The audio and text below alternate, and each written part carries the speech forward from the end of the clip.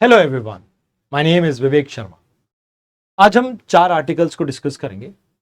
सभी आर्टिकल काफी इंपॉर्टेंट है।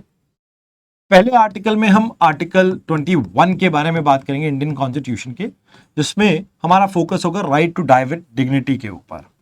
सेकेंड आर्टिकल में हम क्रीमी लेयर के कॉन्सेप्ट को डिस्कस करेंगे। थर्ड आर्टिकल में हम न्यू एजुकेशन या नेशनल एजुकेशन पॉलिसी 2020 के बारे में डिस्कस करेंगे। एंड लास्ट में हम एफडीआई के नॉर्म्स जो इंडिया ने आपके अभी रिलैक्स किए हैं बॉर्डरिंग नेशंस के लिए, इसके बारे में डिस्कस करेंगे।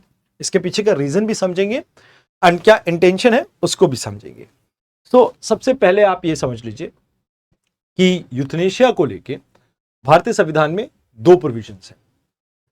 पहला है एक्टिव यूथनेशिया, जहां पे आप कह सकते हो इच्छा मृत्यु, कि भाई एक पर्सन है, हेल्दी कंडीशन में है बट वो मरना चाहता है, तो क्या उसे अलाउ किया जाए कि वो अपने आप को मार सके। तो ये एक्टिव यूथनेशिया इंडियन कॉन्स्टिट्यूशन में अलाउ नहीं है।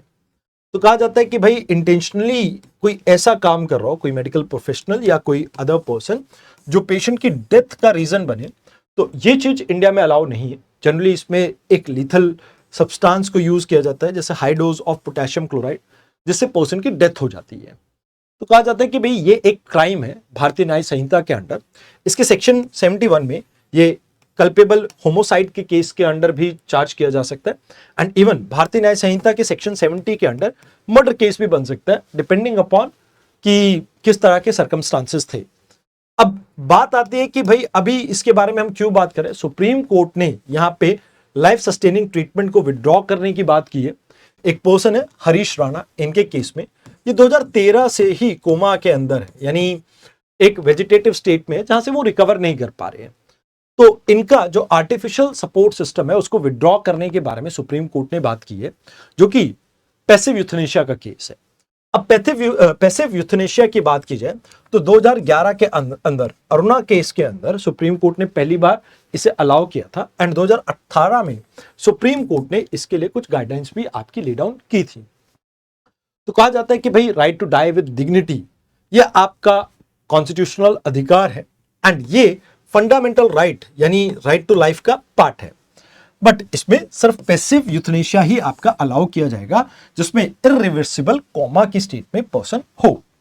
अब यहां पे एक कॉन्सेप्ट और इंट्रोड्यूस किया जाता है, कॉन्सेप्ट ऑफ लिविंग विल यानी advance medical directive. In case यहां पे एक पर्सन अपने कॉन्शियसनेस में जब वो जिंदा था, ठीक ठाक हालत में था, वो ये डिसाइड करता है कि भाई इन केस वो एक वेजिटेटिव स्टेट में चला गया या टर्मिनली इल हो गया जहां पे वो कम्युनिकेट नहीं कर सकता, तो उस केस में क्या उसके साथ होना चाहिए वो पहले से ही विल में लिख के जाए।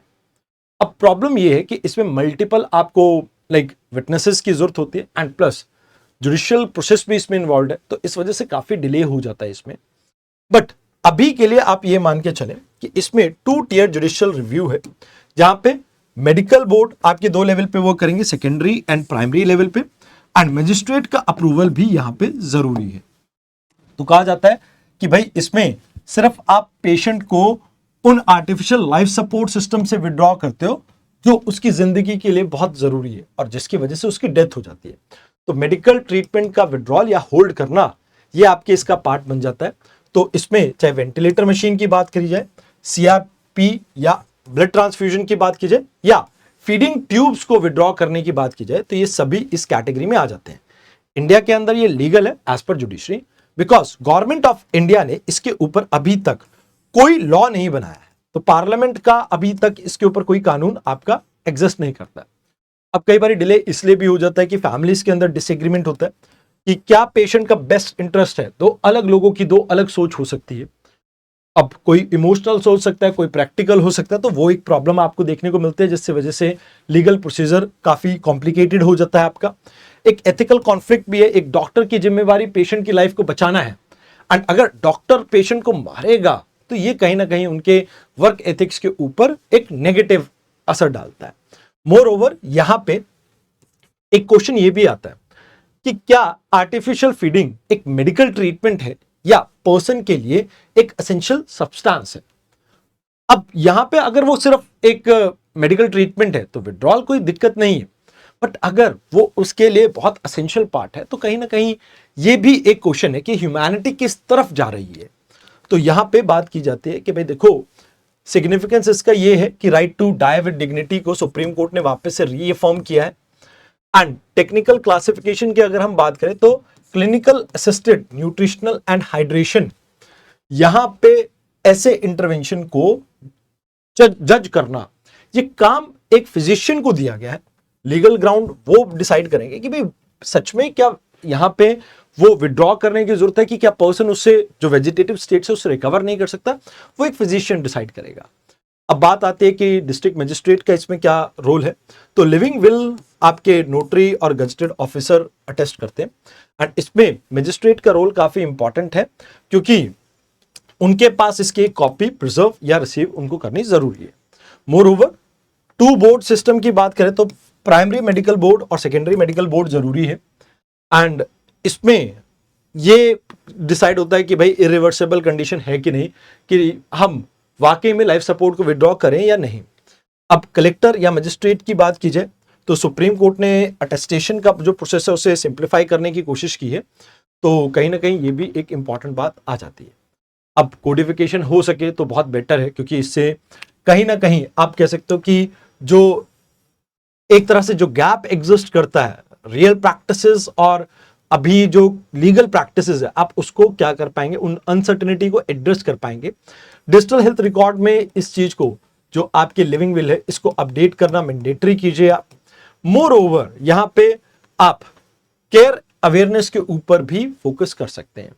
तो ये चीजें हैं जो आपको यहां पे ध्यान में रखनी है। आइए अब बात करते हैं आज के सेकेंड आर्टिकल की। सुप्रीम कोर्ट ने अभी एक बात कही कि भाई क्रीमी लेयर के अंदर जो खासकर ओबीसी कैटेगरी में आपको देखने को मिलती है, क्या वाकई में जो पेरेंट्स हैं उनकी इनकम या पोस्ट ये डिसाइड कर सकते हैं कि क्या वो पर्सन क्रीमी लेयर में है। तो कहते हैं कि भाई देखो, सिर्फ इनकम फैक्टर के बेसिस पे आप ये डिसाइड नहीं कर सकते। जैसे गवर्नमेंट सर्विसेज के अंदर आप कहते हो कि भाई क्या रैंक है पेरेंट्स का, उसके ऊपर डिपेंड करेगा कि भाई पर्सन को रिजर्वेशन मिलना चाहिए या नहीं। जैसे कैटेगरी ए या बी की जॉब है, उसके अंदर आप कह देते हो कि भी रिजर्वेशन नहीं मिलेगा। बट अगर बात की जाए गवर्नमेंट पीएसयूज के अंदर, आप ये कहते हो कि भी इनकम कितनी है पेरेंट्स की, उसके ऊपर हम डिसाइड करेंगे कि पर्सन को रिजर्वेशन मिलना चाहिए कि नहीं। तो कहते हैं कि भी एक ही लेवल होना चाहिए सभी के लिए, एक लेवल प्लेइंग फील्ड। आर्टिकल 14 कहता है ना कि भाई लॉ के नजर में सब समान होने चाहिए, इक्वल होने चाहिए। तो वो चीज यहां पर इंश्योर करना चाहिए। अब बात की जाए नेशनल कमीशन फॉर आपके बैकवर्ड क्लास, तो ये एक स्टैट्यूटरी बॉडी थी इनिशियली, जो कि स्टैब्लिश की गई थी 14 अगस्त 1993 में। मिनिस्ट्री ऑफ सोशल जस्टिस ने के अंडर ये आती थी, बट बाद में 102nd कॉन्स्टिट्यूशनल अमेंडमेंट के साथ इसे स्टैट्यूटरी बॉडी बना दिया गया अंडर आर्टिकल 338 बी के अंडर। इसमें एक चेयरपर्सन, वाइस चेयरपर्सन और 3 मेंबर रहते हैं, जो कि अपॉइंट किए जाते हैं प्रेसिडेंट के द्वारा। एंड ये सेंट्रल गवर्नमेंट को एडवाइस करते हैं about socio economic development progress को चेक करने के लिए। एंड एनुअल रिपोर्ट देते हैं प्रेसिडेंट को, जो कि पार्लियामेंट के सामने रखते हैं। अब इनका काम क्या है, इन्वेस्टिगेट करना, मॉनिटर करना, इंक्वायर करना, कोई भी कंप्लेंट इनके पास आती है इकोनॉमिकली बैकवर्ड क्लास के लिए। एंड मोर ओवर, यहां पे यूनियन एंड स्टेट गवर्नमेंट को ये रिकमेंड भी करते हैं कि क्या वेलफेयर मेजर यहां पे लेने चाहिए। तो सिविल कोर्ट की इनके पास पावर भी है, ये भी आपको याद रखना है। अब कोर इशू क्या है, जैसा मैंने आपको बताया कि प्राइवेट सेक्टर और पीएसयूज के अंदर जो इनकम है उसके बेसिस पे डिसाइड किया जाता है कि भी पर्सन क्रीमी लेयर में आता है कि नहीं।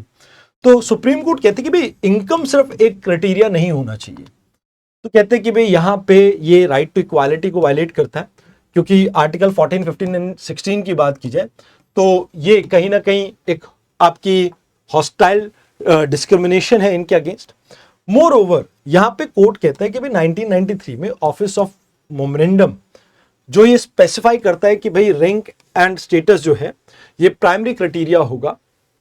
बाद में 2004 में इसको रिजेक्ट किया जाता है एंड क्लैरिफाई किया जाता है कि भाई हमारा फोकस होगा इनकम के ऊपर। तो कहते हैं कि भाई ये अभी जो 8 लाख का क्राइटेरिया है ये पीरियोडिकली रिव्यू नहीं किया जाता है, तो इसके ऊपर भी हमें फोकस करना चाहिए कि क्या वाकई में 8 लाख आज की डेट में वो अमाउंट है जिसके बेसिस पे किसी का कोटा आप रिवोक कर सकते हैं।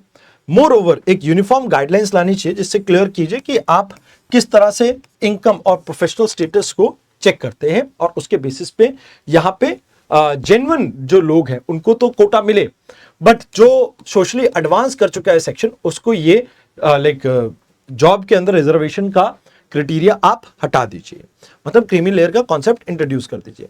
तो पैरिटी लाने की बात हो रही है गवर्नमेंट सर्वेंट्स और जो पीएसयू के जो लोग हैं उनके बच्चों के बीच में, एंड एक होलिस्टिक गाइडलाइंस लाने की बात हो रही है। तो ये चीज आपको याद रखनी है। नाउ वी टॉक अबाउट आज के डेट में एजुकेशन पॉलिसी जो चेंज हुई है उसके अंदर कुछ कंफ्यूजन चल रही है। तो कहते हैं कि भाई देखो, अभी हमारे पास उस तरह का इंफ्रास्ट्रक्चर नहीं है और एडमिनिस्ट्रेटिव रिजिडनेस के कारण ये सिर्फ पेपर पे रह गया कि भाई आपका जो 4 ईयर अंडर ग्रेजुएट प्रोग्राम है उसमें हम वाकई में लोगों को चॉइस और फ्लेक्सिबिलिटी दे रहे हैं। अब ऐसा क्यों? देखो, पहले क्या होता था, नेशनल एजुकेशन पॉलिसी ना आने से पहले हम 10+2 का सिस्टम फॉलो करते थे, बट अब 5+3+3+4 मॉडल को हम लेके आए, जहां पे foundational, preparatory, middle and secondary stage के ऊपर हमारा फोकस है। अब 4 साल की डिग्री है, इसमें फ्लेक्सिबिलिटी कि आप कभी भी एजुकेशन छोड़ के वापस से एजुकेशन सिस्टम को ज्वाइन कर सकते हो। तो 1 साल पे आपको सर्टिफिकेट, 2 साल पे डिप्लोमा, 3 साल और 4 साल पे डिग्री मिलती है। अब इसमें यह भी कहा गया था कि भी आर्ट और साइंस के बीच में जो साइलॉस में ऑपरेट कर रहे हैं इसको हम खत्म करेंगे। More over vocational courses, coding को हम 6th ग्रेड से इंक्लूड करना स्टार्ट करेंगे। जो मल्टीलिंग्विज्म है उसको हम प्रमोट करेंगे, जहां पर मदर टंग और रीजनल लैंग्वेजेस में 5th ग्रेड तक पढ़ाया जाएगा बच्चों को। इवन जो आपके प्री स्कूल्स हैं इसमें भी हम फॉर्मलाइजेशन लेके आएंगे। अब बात आती है कि इसमें एक एकेडमिक बैंक ऑफ क्रेडिट को बनाया गया था, जिसमें स्टोर और ट्रांसफर किए जाते हैं आपके क्रेडिट, जो भी आपने ट्रेनिंग की है, सर्टिफिकेट हासिल किया, वो सब यहाँ पे रिकॉर्ड किए जाएंगे। और मोर ओवर हम टॉप यूनिवर्सिटीज को इंडिया के अंदर अपने कैंपस खोलने की परमिशन भी देते हैं। ऑब्जेक्टिव ये है कि 2035 आते आते 50% ग्रॉस इनरोलमेंट को हम अचीव कर सकें हायर एजुकेशन में। एंड यहाँ पे डिजिटल इंटीग्रेशन यानी 1 स्टूडेंट 1 आईडी, अपार आईडी को भी बिल्ड करना है। एंड पीएम श्री के अकॉर्डिंगली मॉडल स्कूल्स को बिल्ड करना है, जो कि बाकी स्कूलों के लिए एक एग्जाम्पल का काम कर सके। अब कहा जाता है कि भाई ये एक इल्यूजन है कि आपके पास चॉइसेस है। अब कई जगह पे होता है कि आपके जो डिपार्टमेंट्स हैं वो चूज करते हैं कि क्या आप सब्जेक्ट ले सकते हैं रादर देन स्टूडेंट। तो यहां पे ये एक बड़ी प्रॉब्लम है। अब स्ट्रक्चरल इनकंसिस्टेंसी आपको देखने को मिलता है। जो क्रेडिट है और एक्चुअल टीचिंग आवर्स है उसमें बहुत फर्क है। जैसे 4 क्रेडिट का जो कोर्स है उसमें 5 आवर की क्लास लगती है 1 वीक के अंदर। अब दूसरा है 2 क्रेडिट का जो कोर्स है उसमें आपकी 4 आवर की क्लास है। तो ये इराटिक वर्कलोड इंक्रीज कर देता है स्टूडेंट और टीचर दोनों के ऊपर। मोर ओवर ब्यूरोक्रेसी की भी कुछ प्रॉब्लम है। Innovation, skill based assessment method को वो फॉलो नहीं कर रहे हैं। आज भी वो एसे स्टाइल पेपर जो है उसके ऊपर ज्यादा फोकस है, जहां पर आपको बड़े बड़े आंसर्स लिखने के लिए कहा जाता है। अगर बात की जाए तो थोड़ा प्रॉब्लम आज की डेट में ये भी है कि हम रोड लर्निंग के ऊपर ज्यादा फोकस करते हैं रादर देन कॉन्सेप्चुअल लर्निंग की, तो वो भी एक प्रॉब्लम है। एंड रेगुलेशन की रिजिडनेस, जिसकी वजह से स्टूडेंट कहीं ना कहीं प्रॉपरली चीजों को अंडरस्टैंड नहीं कर पा रहे हैं, वो भी एक प्रॉब्लम है। तो कहा जाता है कि भाई देखो, यहां पे बेस्ट बात ये थी कि भाई जो इंटरडिसिप्लिनरी आपको प्रोग्राम देखने को मिलते थे, that was the most important thing of this entire national education policy. But कहीं ना कहीं हमें यहाँ पर साइंटिफिक लॉजिक्स को एस्थेटिक और सोशल अंडरस्टैंडिंग के साथ रिलेट करने की जरूरत है। स्किल ओरिएंटेड कहीं ना कहीं हमारे को मॉडल को अंडरस्टैंड करना होगा। भाई जो हम स्टडी करवा रहे हैं उसमें एक्चुअल में लोगों को स्किल डेवलप कर सके, उसके ऊपर हमारे को फोकस करना चाहिए। एंड आपकी ऑटोनॉमी स्टूडेंट के पास ज्यादा होनी चाहिए। तो फिलहाल आप कोशिश कीजिए कि टीचर ट्रेनिंग यहाँ पर प्रॉपर हो, ताकि टीचर जो एक्चुअल में इन कोर्सेज को इंप्लीमेंट करेंगे वो सक्सेसफुली इसको हैंडल कर सके। मोर ओवर आपको क्लासेस के साइज को भी रिड्यूस करने की जरूरत है। Teacher to student, student to teacher ratio आपको ठीक करने की जरूरत है। एडमिनिस्ट्रेटिव फ्लेक्सिबिलिटी यहां पर देनी चाहिए स्कूल्स, कॉलेजेस और यूनिवर्सिटीज को। एंड मोर ओवर रिसर्च के ऊपर भी आपको फोकस करना चाहिए। अब बात करते हैं लास्ट आर्टिकल की, फॉरेन डायरेक्ट इन्वेस्टमेंट। अब इंडिया ने अपनी 2020 की पॉलिसी को थोड़ा चेंज किया है, जहां पे कैपिटल एंड टेक्नोलॉजी फ्लो खासकर चाइना जैसी कंट्री से हम अलाउ करेंगे। अब इकोनॉमिक सर्वे 2024-25 के अंदर इस बात को कहा गया था कि भाई देखो, अगर हम देखें इंडिया की एफडीआई, तो एफडीआई में हम चाइना जैसी कंट्री से अगर फॉरेन डायरेक्ट इन्वेस्टमेंट लाते हैं तो इंडिया के अंदर जो एफडीआई का इनफ्लो है वो इंक्रीज होगा। तो वैसे पिछले कुछ समय के अंदर एफडीआई फ्लो इंक्रीज हुआ है जो कि $81 बिलियन के आसपास आ गया है। 14% का यहाँ पर इंक्रीज देखने को मिला है। अब इसमें यह कहा जाता है कि भी नेट एफडीआई फ्लो जो है वो आपका डिक्लाइन किया है $0.4 बिलियन से। तो ये एक थोड़ी प्रॉब्लम हमें देखने को मिली है बिकॉज एफडीआई विड्रॉ ज्यादा हुई है, इनकमिंग आपकी इंक्रीज हुई है, बट उसमें थोड़ी प्रॉब्लम यह है कि 100 रुपए इंडिया के पास आया था तो एक 100 रुपए 0.4 पैसे यहाँ पे विड्रॉ हो गया, 40 पैसे यहाँ पे विड्रॉ हो गया। तो वो एक प्रॉब्लम आपको देखने को मिल रही है। तो कहते हैं कि भाई देखो इंडिया के अंदर सबसे ज्यादा एफडीआई तो सिंगापुर से आई है, उसके बाद मॉरिशस और आपके यूनाइटेड स्टेट से आई है। अगर बात की जाए तो सर्विस सेक्टर में हाईएस्ट आई है, उसके बाद कंप्यूटर सॉफ्टवेयर आता है आपका एंड ट्रेडिंग आता है आपका, फिर मैन्युफैक्चरिंग सेक्टर में भी आपको 18% की ग्रोथ देखने को मिली है। महाराष्ट्र सबसे ज्यादा डोमिनेट करता है, फिर कर्नाटका एंड दिल्ली। अगर बात की जाए ग्रीनफील्ड प्रोजेक्ट की तो इंडिया 4th ग्लोबली रैंक किया गया है, यहाँ पर सबसे ज्यादा इन्वेस्टमेंट आई है। इकोनॉमिक सर्वे ये कहता है कि भाई हमें सिस्टमैटिकली डीरेगुलेशन के ऊपर फोकस करना चाहिए ताकि हाई ग्रोथ रेट को हम मेंटेन कर सके एंड फॉरेन कैपिटल को हम अट्रैक्ट कर सकें। अभी एंजल टैक्स को रिमूव करने की बात की थी गवर्नमेंट ने अपनी पॉलिसी में, एक मेजर शिफ्ट ये भी देखने को मिला है। 100% एफडीआई इंश्योरेंस सेक्टर में हमने अलाउ किया, दैट इज ऑल्सो गुड। अब कहा जाता है कि नेबरिंग के लिए हमने क्या किया, तो 10% रूल लेके आए। इन्वेस्टर्स जो लैंड बॉर्डर जिनके साथ हम शेयर कर रहे हैं तो इसमें ओनरशिप नहीं बट 10% तक आप इन्वेस्ट कर सकते हो, ऑटोमेटिक रूट से अलाउ है। अगर कोई सेक्टर ऐसा है एक इलेक्ट्रॉनिक कंपोनेंट या कैपिटल गुड्स, तो उसमें 60 दिन की विंडो होगी जिसके अंदर आपको अप्रूवल मिल जाएगा। अब यहाँ पे ज्वाइंट वेंचर भी आप स्टार्ट कर सकते हो इंडियन पार्टनर के साथ, वो भी यहाँ पे फ्लेक्सिबिलिटी दी गई है। मोर ओवर इससे इंडिया की मैन्युफैक्चरिंग सेक्टर बूस्ट होगा, कहीं ना कहीं चाइनीज एक्सपर्टीज को हम यहाँ पर इंडिया के अंदर अट्रैक्ट कर पाएंगे। इकोनॉमिक रियलिज्म भी है यहाँ पे क्योंकि इन्वेस्टमेंट आज की डेट में जियो पॉलिटिक्स की वजह से काफ़ी आपको स्लो देखने को मिल रही है। तो कहीं ना कहीं इससे इंडिया और चाइना की जो आपस में इकोनॉमी है वो टाई अप ज़्यादा बेटर होगा। तो टोटल डीकपलिंग अभी वो पॉसिबल नहीं है क्योंकि वैसे भी हम चाइना से बहुत ज़्यादा इंपोर्ट करते हैं। जो टेक्नोलॉजी गैप इंडिया में एग्जिस्ट करता है, चाइना उसका ग्लोबल हब है, तो कहीं ना कहीं वो एफडीआई इंडिया के लिए अलाउ करेगा इस तरह की टेक्नोलॉजी के फ्लो को एंड हम अपने आप को ग्लोबल सप्लाई चेन से इंटीग्रेट कर पाएंगे। तो कहते हैं कि भाई ये कैलिब्रेटेड ओपननेस काफ़ी अच्छी है क्योंकि सिक्योरिटी के ऊपर हमारा मेजर फोकस होना चाहिए, बट यहाँ पे स्टैंडर्ड ऑपरेटिंग प्रोसीजर को आपको बिल्ड करना चाहिए एंड डोमेस्टिक इंडस्ट्रीज के अंदर हमें कहीं ना कहीं टेक्नोलॉजी ट्रांसफर के ऊपर फोकस करना चाहिए थ्रू ज्वाइंट वेंचर्स ताकि लॉन्ग टर्म इंडिजिनस मैन्युफैक्चरिंग को हम प्रमोट कर सकें। तो ये थे आज के आर्टिकल। आई होप आपको आर्टिकल्स अच्छे लगे हो। मिलते हैं नए आर्टिकल्स के साथ कल। धन्यवाद।